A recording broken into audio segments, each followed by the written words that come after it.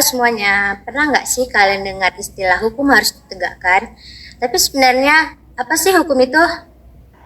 Pengertian hukum secara umum, hukum adalah peraturan berupa norma dan sanksi yang dibuat bertujuan untuk mengatur tingkah laku manusia, menjaga ketertiban, keadilan, dan keamanan.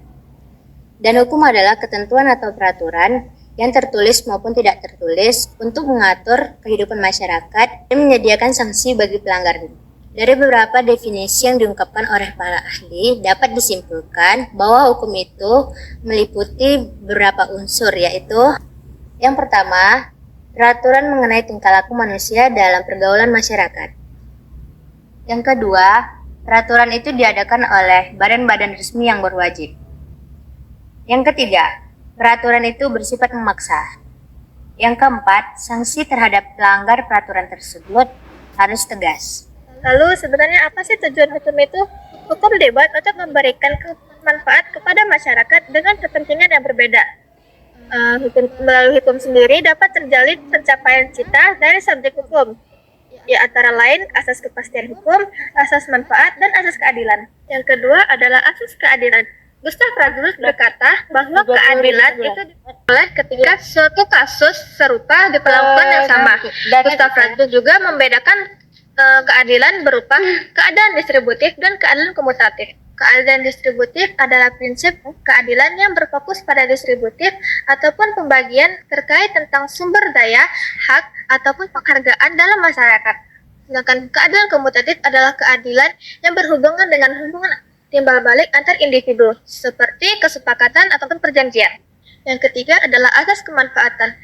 Teori kemanfaatan menurut Jeremy Bentham menyatakan bahwa hukum itu dibuat untuk mencapai kebahagiaan untuk orang yang banyak.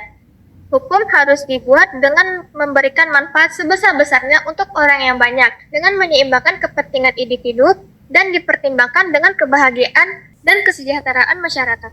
Lalu, apa sih fungsi dari hukum itu sendiri?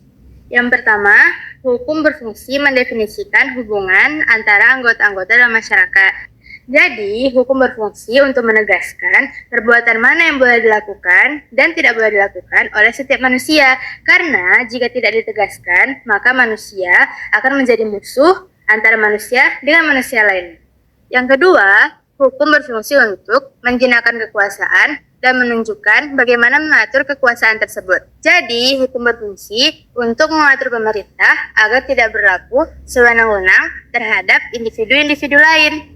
Yang ketiga, hukum berfungsi untuk menyelesaikan persoalan-persoalan yang timbul. Jadi, hukum berfungsi untuk menyelesaikan persoalan baik antara individu dengan masyarakat maupun individu dengan negara. Yang keempat, hukum berfungsi untuk melakukan redefinisi hubungan antara individu dengan kelompok. Dalam konteks ini, hukum haruslah bersifat dinamis dan harus menyesuaikan dengan perkembangan masyarakat dan kemajuan ilmu pengetahuan dan ilmu teknologi.